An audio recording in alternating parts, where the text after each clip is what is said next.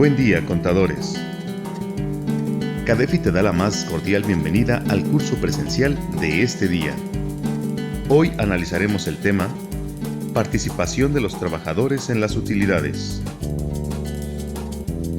La participación de utilidades es un derecho de los trabajadores que establece el artículo 123, apartado A, de la Constitución Política de los Estados Unidos Mexicanos. Hoy determinarás correctamente el cálculo de esta obligación para dar cumplimiento al mandato constitucional, a la Ley Federal del Trabajo y determinar el impuesto en materia de la Ley del Impuesto sobre la Renta, así como el tratamiento de los trabajadores en las outsourcing. Demos la bienvenida al expositor de este día, el contador público certificado, José Antonio González Castro. Disfruta de tu capacitación. Comenzamos. Pues sean bienvenidos a este curso de PTU, que yo cuando me dijeron, vas a dar una plática de PTU, digo, pues qué tanto les voy a hablar si solamente hay un artículo. De verdad, hay un artículo en materia de PTU que es el artículo 9 de la Ley de Impuesto a la Renta, que la parte más importante es determinar la renta agravable. ¿Me explicó? Que a propósito, la parte fundamental, y ya nada más como introducción, la parte fundamental es que hayan hecho bien su declaración anual de personas físicas y personas morales. Porque un dato informativo que hoy la declaración les pide es precisamente la PTU, ¿de acuerdo? Y menciono esto porque a partir de la fecha en que presentan su declaración anual, tienen un plazo que viene en la Ley Federal del Trabajo para efectos de entregar, dice la ley, los anexos a los trabajadores para que revisen ese cálculo y en su caso lo puedan observar. ¿Estamos de acuerdo? Entonces, se supone que eso ya lo tuvieron que haber hecho. Ahora, otro detalle, muchos nos vamos con la idea de que la PTU se va a pagar a más tardar el último día del mes de mayo, y eso no es cierto, ¿eh? Dice 60 días posteriores a la fecha en que se presenta la declaración anual.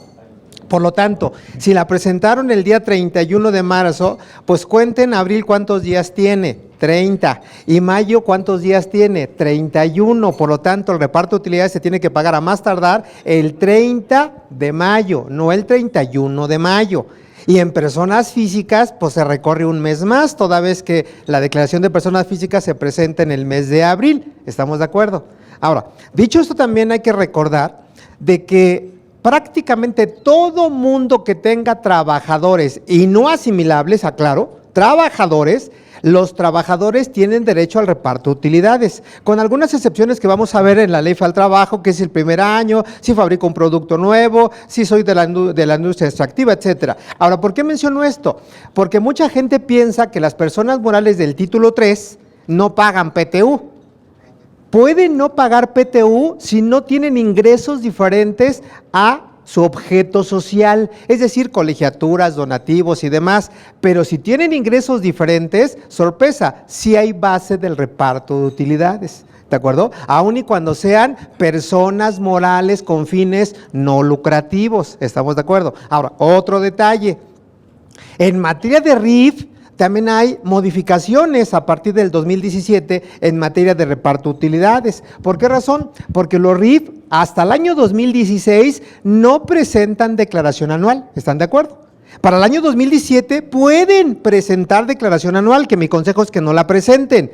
¿Por qué razón? Porque no pueden meter deducciones personales según la resolución miscelánea. Ahora, ¿por qué menciono esto? Porque una de las reformas en la ley de renta me dice que a partir de la presentación del sexto bimestre, nada más recuerden cuándo presento el sexto bimestre de RIF, tengo 60 días para el reparto de utilidades. Insisto, si el RIF tiene trabajadores, ¿estamos de acuerdo? Y las otras personas físicas también pueden repartir utilidades siempre y cuando, repito, tengan trabajadores. ¿De qué personas físicas estoy hablando? Personas físicas por honorarios, personas físicas por arrendamiento, personas físicas con actividad empresarial, régimen general de ley. ¿Sí me expliqué? Los demás no pueden tener trabajadores. Imagínense, yo asalariado voy a tener trabajadores por el mismo ingreso asalariado, no se puede.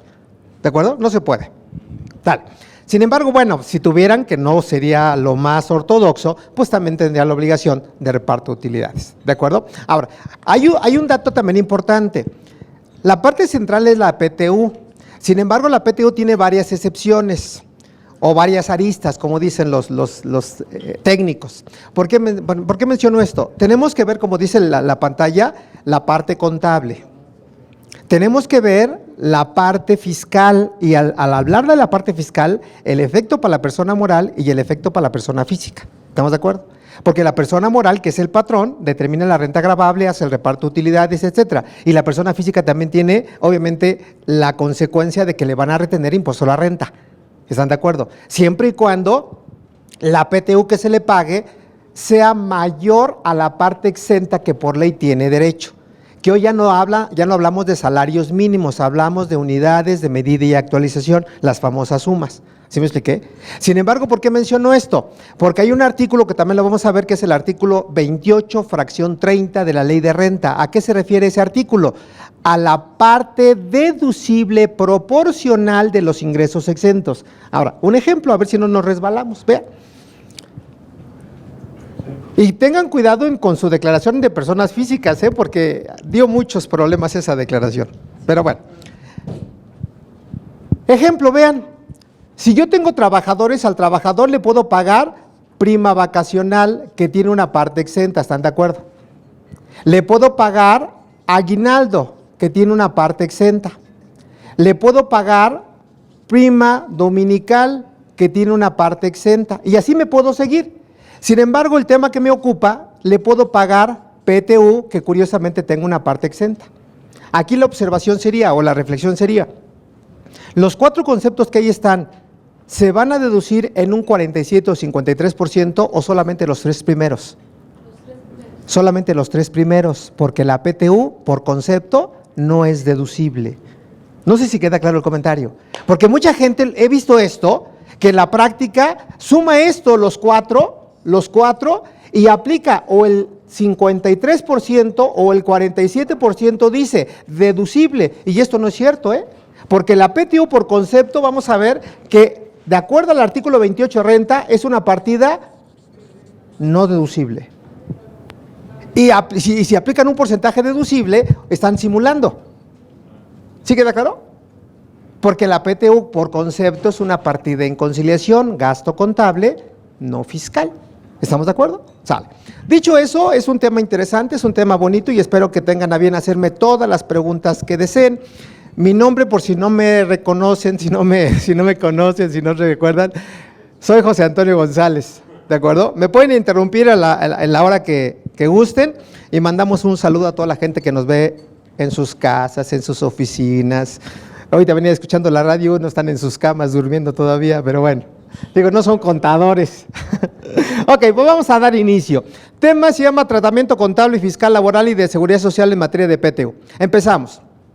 El concepto así se llama, participación de los trabajadores en las utilidades y separo de las empresas. Aquí hay que empezar a distinguir los conceptos y tenemos que ser muy técnico, porque la Ley Federal del Trabajo en su artículo 16 define lo que es una empresa. Y vean, me dice, empresa se entiende por la unidad económica de producción o distribución de bienes o servicios. Esto, para los estudiosos en materia laboral, denota lo siguiente, y vayan viendo esta jurisprudencia. Me dicen los estudiosos, que si yo tengo una unidad económica, y ya quiero que lo vayan ubicando en sus empresas, es lo siguiente, que si tengo una empresa A, si tengo una empresa B, si tengo una empresa C, pero son parte de un solo grupo, ¿de acuerdo? Que regularmente en la práctica sí hay empresas o hay empresarios, hay familias que tienen la empresa que es la pagadora, la importadora, la distribuidora, ¿me explicó? O la que maneja la tesorería, que también se puede dar, ¿estamos de acuerdo? Bueno, pues de acuerdo al artículo 16 que acabamos de ver, la suma de esas 3 o 4 o 5 empresas de un mismo grupo, ¿de acuerdo? Es una empresa para efectos laborales. ¿Eso qué quiere decir? Que si yo tengo mi trabajador en la empresa C, aquí están los trabajadores, ¿de acuerdo? Y a lo mejor no tengo renta gravable o mi renta gravable es 0, cuidado, porque esos trabajadores pueden voltear su vista hacia esta o hacia esta. Y tienen la obligación de repartir utilidades, ¿queda claro? Aún y cuando puedan acreditar que la pagadora o la patronal es esta. espérame, pero forman parte de un mismo núcleo, de una misma administración, y eso se denota en la jurisprudencia. Y vean qué dice, vean. Y vean que estas jurisprudencias no son tan antiguas, octubre del 2016, y dice el texto: unidad económica, las empresas que la conforman son responsables solidarias frente a los trabajadores, no obstante no haberlos contratado directamente. ¿A qué les suena eso, jóvenes? Acá hay unas empresas llamadas insourcing, ¿de acuerdo? ¿Por qué in? Porque forman parte del mismo grupo empresarial, no las outsourcing, ¿queda claro? Porque las outsourcing, en teoría, son terceras empresas, son ajenas, son independientes, y de acuerdo al artículo 15, letra A, si esa outsourcing tiene utilidades, reparte utilidades. Pero si el outsourcing no tiene utilidades, no reparte utilidades, porque es diferente, ajena a la unidad económica. ¿Sale? Pregunta. Ok. Entonces, ¿sí quedó claro esto? Entonces, tengan mucho cuidado porque de lo contrario, los trabajadores los pueden demandar. ¿De acuerdo? Sale. Bien, ahí se los dejo. Bueno, pasando a otro punto y entrando a la ley del impuesto sobre la renta, hay que hacer una pequeña acotación o gran acotación de que la famosa renta gravable que hemos hablado tuvo un cambio muy sustantivo a partir del año 2014. ¿Qué quiere decir? Nada más para que tengan un antecedente. Que hasta el año 2013 teníamos una renta gravable que venía en el artículo 16 de la ley del impuesto a la renta. Y a partir del año 2014 tenemos una renta gravable que viene en el artículo 9 de la ley del impuesto sobre la renta. ¿Me explico? Y hay una diferencia abismal entre las dos rentas gravables. ¿Queda claro? Ahora, ¿por qué menciono esto? Porque hoy mucha gente se sigue casando con esta renta gravable. Y no, jóvenes, la que vamos a utilizar es esta. ¿Queda claro? En términos generales que lo vamos a platicar, la renta gravable hasta el 2013 prácticamente eran todas las partidas contables. Prácticamente. Y a partir del 2014, sorpresa, son todas las partidas fiscales. Por eso debe de coincidir la base de renta con la base de PTU, con una excepción que vamos a ver. Pero esa es la regla general. La base de PTU tiene que ser en principio la misma base de renta. Por eso esta hasta el 2009, ¿de acuerdo? Es un concepto que era inconstitucional, ¿de acuerdo? Porque era una renta gravable diferente a la ley del impuesto sobre la renta. ¿Queda claro? Y así lo señala este tipo de información y dice, vean, ahí está el número de registro, localización novena época, instancia segunda sala, etcétera, etcétera, etcétera, y me dice jurisprudencia en materia constitucional administrativa, y dice el texto, participación de los trabajadores en las utilidades de las empresas, artículo 16 de la ley de renta, que regula, vigente a partir del 1 del año 2002, transgrede el artículo 16 de la Constitución Federal. ¿Eso qué quiere decir? Que la PTU del artículo 16 es un concepto inconstitucional. No así esa que vamos a ver a partir de acá, ¿Sí se entendió? Sale. Pregunta. Yo tengo una duda. Referente a lo que estabas comentando, en este caso, ¿cuál sería o cómo sería el procedimiento para la repartición de PTU?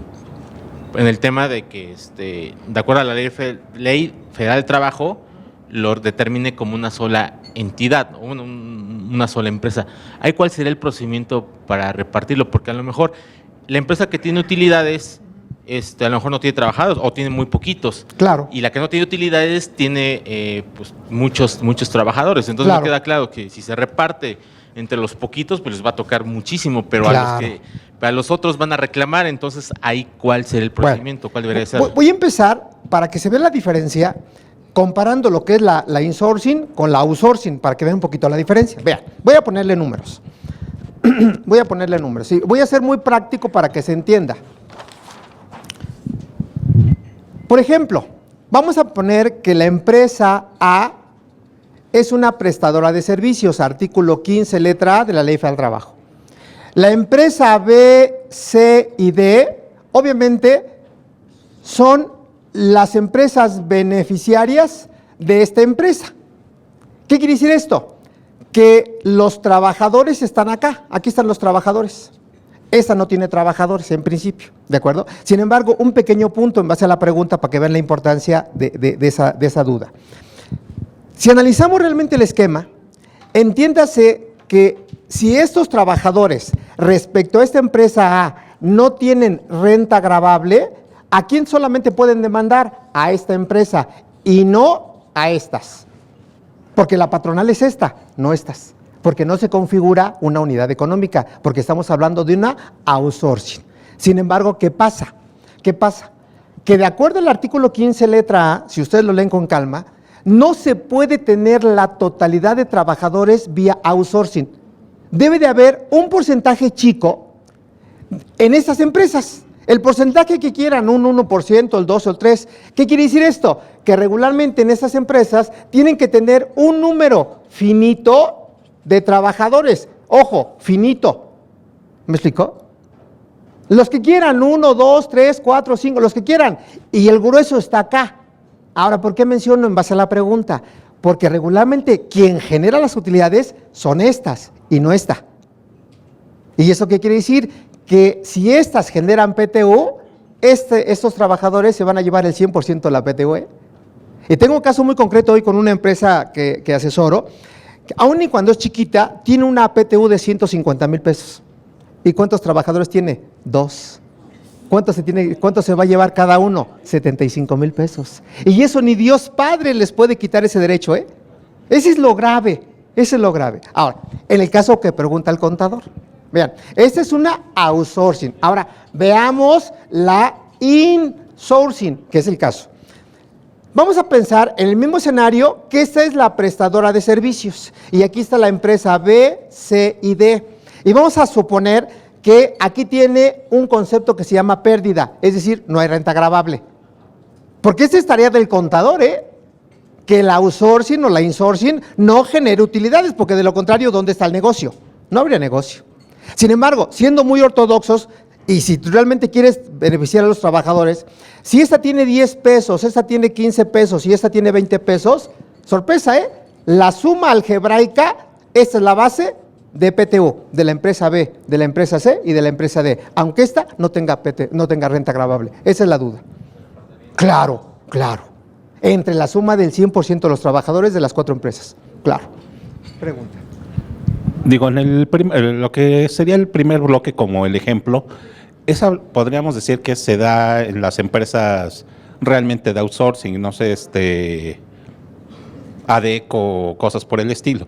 Eso sí sucede en esas.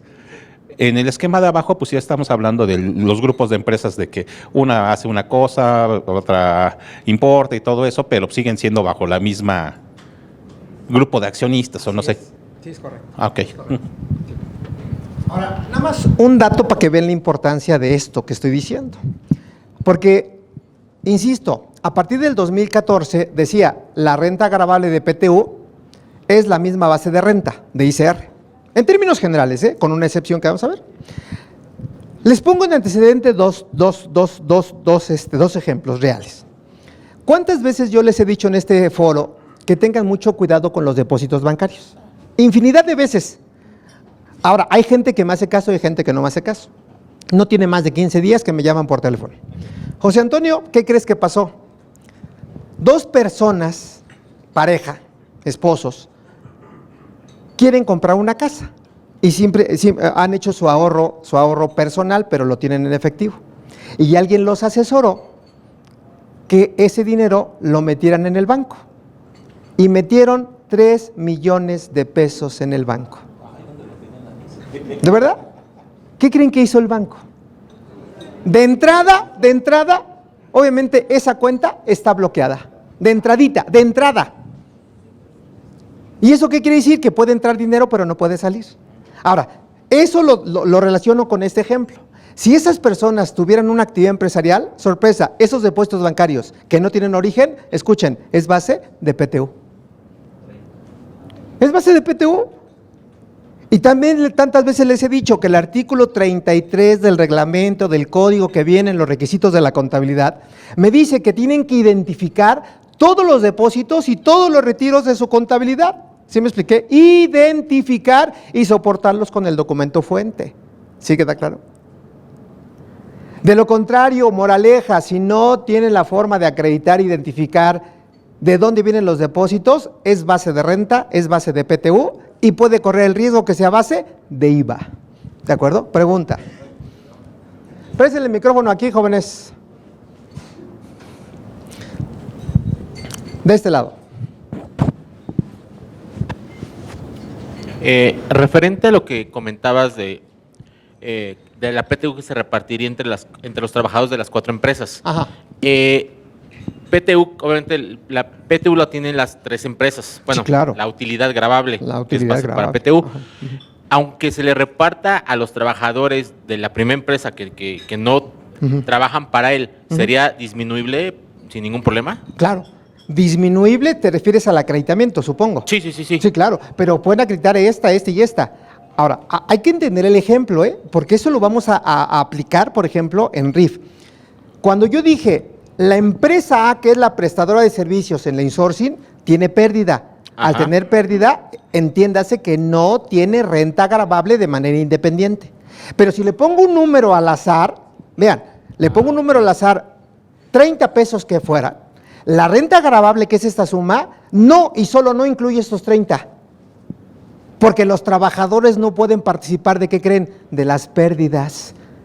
Participan de las utilidades, pero no de las pérdidas, jóvenes. No sé si queda claro. Entonces, mi base de PTU, en mi ejemplo, tendría que ser 25, 45 pesos. Porque si lo suman algebraicamente, ¿cuál sería mi base de PTU? Y dice la ley, por si tienen duda ustedes, dice la ley, cuando prevalezca una duda en materia laboral, artículo 18, apliquen lo que más favorezca a quién creen, a los trabajadores, jóvenes. ¿Sí queda claro el ejemplo? Sale, venga. Ahora, si la A tuviera utilidad, Pues la de 10 sumo. pesos se suma. Claro, desde luego. Pero ¿qué les dije? Regularmente esto y este ejemplo lo deben de cuidar ustedes contadores, porque si no, qué menudo problema sería que yo genero utilidad siendo pagadora. ¿Dónde se ha visto eso? Es como si yo les dijera, si alguien aquí tiene un despacho y si yo le preguntara, oye, ¿tu despacho genera PTU? Sorpresa, está mal administrado. Porque yo puedo anular con los anticipos a los socios la PTU de los trabajadores. No ¿O tuvieras no? utilidad, no tuvieras base, ¿sí? ¿Sí queda claro? Sí, claro. Porque si no, imagínense qué negocio sería mi despacho. Pago 30% de renta, pago 10% de PTU y pago el 16% de IVA. ¿Dónde está el negocio? ¿Sí queda claro? Pero bueno, Gracias. ok. Vayan sacando conclusiones, porque bueno, los cálculos ya es lo de menos. Bueno, para que tengan una idea de cómo se determinaba la renta gravable hasta el 2013, y menciono esto porque hoy pueden presentar una declaración complementaria y se puede modificar la renta gravable, se puede modificar ICR. Vean nada más para que tengan una idea de qué se trataba. Me dice, para efectos de la participación de los trabajadores en las utilidades deben de aplicar el siguiente procedimiento. Insisto, esto es hasta el 2013. A partir de 2014 cambia. Y me dice, a los ingresos acumulables, todo lo que pague renta, me dice, no consideres el ajuste anual por inflación acumulable. Y lo mismo, y me adelanto, en las deducciones autorizadas, tampoco consideres el ajuste anual por inflación deducible. Vean, ¿qué estoy quitando? El efecto inflacionario. ¿Sí me expliqué? Y al quitar el efecto inflacionario, también en deducciones, no restaría la deducción de inversiones. ¿Qué restaría? La depreciación contable. Por eso dije que hasta el 2013 prácticamente la base de PTU eran ingresos contables y deducciones contables. ¿Sí queda claro el ejemplo? Ahora, otro detalle, vean. Súmale a estos ingresos acumulables los ingresos por concepto de dividendos o utilidades en acciones, que de acuerdo al artículo 15 de renta, ese ingreso por dividendos nunca ha pagado impuestos sobre la renta, ingreso contable no fiscal. No sé si queda claro el ejemplo. Hasta el 2013, ¿de acuerdo? Sin embargo, a partir del 2014 cambia la renta gravable. ¿Qué le estoy diciendo para que tengan una idea? Que hoy si calculo la PTU, sorpresa, el ajuste anual por inflación es base de PTU. El acumulable o el deducible es deducción. Y los dividendos, esos dividendos, sorpresa, toda vez que no es ingreso acumulable, ya no se considera como base para PTU. Hasta el 2013 sí, 2014 ya no. Nada más que para que quede el dato, porque hoy estoy revisando declaraciones anuales y todavía hay contadores que determinan la renta gravable en base a este procedimiento. ¿Y en qué año estamos ahorita? ¿2016? Es que ese es el problema, bien dice el contador, se quedan con los papeles de trabajo de años pasados y piensan que el papel de trabajo es correcto y no, espérame, no ha cambiado, dice. ¿Sí queda claro? Ahora, otro detalle interesante, vean, me dice, también considera como ingreso acumulable, que eso era fabuloso, y díganme a qué se refiere. Me dice, la diferencia entre el monto de la enajenación de bienes de activo fijo y la ganancia acumulable por esa enajenación. ¿A qué concepto se refería esto? Nada más léanlo. Sí, pero en una venta de activo fijo tengo varios conceptos. Tengo precio de venta, tengo el costo del activo fijo, puedo tener utilidad o puedo tener pérdida, ¿no es cierto? 4 conceptos. ¿A qué se refiere esto? Porque entiéndase que dentro de los ingresos acumulables es la ganancia acumulable por venta de activo fijo. Aquí está. Pero aquí me dice, toma la diferencia entre el monto de la enajenación, que es el precio de venta, y la ganancia acumulable, que está en medio de esos dos, el costo. Entonces, si ustedes suman costo más ingreso acumulable, sorpresa, para efecto de PTU hasta el 2013, estaban considerando el 100% del precio de venta de activos fijos. Ah, claro, al final del día. Pero eso, insisto, hasta el 2013. Hoy, 2014, ¿qué tomo nada más? Solamente la ganancia acumulable por venta de activo fijo. ¿Sí nos vamos entendiendo? O sea, nada más esto se los propongo como referencia, como antecedente. En otras palabras, esto no lo hagan. Ya estamos 2016 para pagar la PTU en 2017. Bueno, espero que haya quedado claro eso. Bien, regresando con la parte laboral, vamos a ver lo que viene en la Ley Federal del Trabajo, lo que viene en Seguro Social y lo que viene en la Ley del Infonavit. Porque tiene efectos la PTU en esas 3 leyes. ¿Me explicó? Sale. Bueno, empezamos. Para efectos contables, ha tenido modificaciones muy precisas la NIB B3, que me habla del estado de resultados integral. A primera modificación, a partir del 1 de enero del 2007, la PTU deja de ser cuenta de balance y se convierte en cuenta de resultados. Escuchen esto, deja de ser cuenta de balance y se convierte en cuenta de resultados. ¿Qué quiere decir? Que la PTU es un gasto contable. Gasto contable. ¿Me expliqué? Que ese gasto contable no es deducible para efecto de impuesto a la renta, que quede claro. Ahora, segunda modificación, a partir del 1 de enero del 2013. ¿Y por qué del 2013? Porque ya cambia el nombre. Antes hablamos de un estado de resultados normalito y hoy hablamos de un estado de resultado, sorpresa, integral. Así se llama. ¿Y por qué integral? Porque lo pueden hacer en un solo formato, completito, o lo pueden dividir en 2 formatos. ¿Me explicó? ¿Y qué es lo que divide uno de otro? Estos conceptos que se llaman otros resultados integrales. Lo que en su momento consideramos como otras partidas que venían como ingresos o como gastos. ¿Me explicó? Otros ingresos, otros gastos. O partidas no recurrentes o partidas, ¿cómo la llama la declaración? Lo que viene hasta al final. Discontinuas, así es. Okay. Bueno, en base a esto, la NIB 3 en esta regla 52.11 me habla de otros resultados integrales y me dice que la PTU se puede afectar contablemente en cualquiera de estas 2 formas. Primera, antes de los efectos fiscales. ¿Me explicó? Mostrando en renglones por separado de los impuestos a la utilidad, así como la PTU relativos a dichos otros resultados integrales. ¿Qué quiere decir?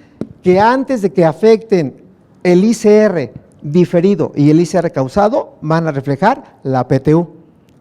¿De acuerdo? Dentro del cuerpo del estado de resultados integral, como otros gastos.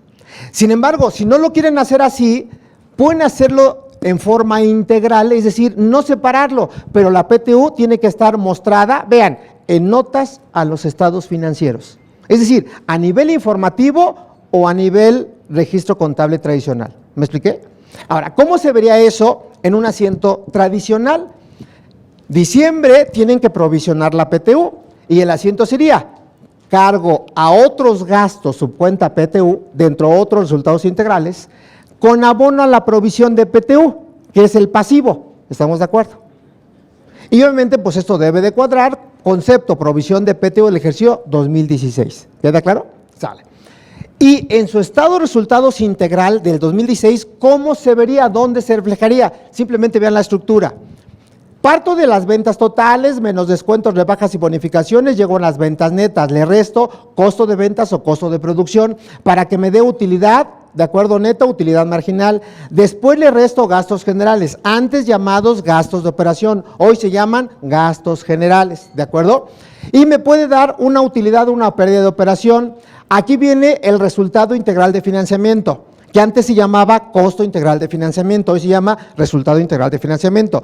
Tiene que ver todo con la parte financiera, a favor o a cargo, ganancias o pérdidas cambiarias. Y se llama resultado porque puede ser positivo o puede ser negativo. Sale. Después, vean, aquí tenemos utilidad, como les dije, antes de los impuestos. ¿De acuerdo? ¿De acuerdo? Entonces, valga la redundancia, antes de afectar los impuestos a la utilidad, ¿qué voy a reflejar? La PTU, como otro resultado integral. ¿Me explicó? Y después, ¿qué afecto? Los impuestos a la utilidad. Y aquí hay dos impuestos a la utilidad, el ICR causado y el ICR diferido. ¿Me explicó? Que regularmente en la práctica, ¿cuál afectan ustedes? El ICR causado. Casi no se meten con los diferidos. Pero bueno, debería de tener ese efecto. ¿Sale? Ok.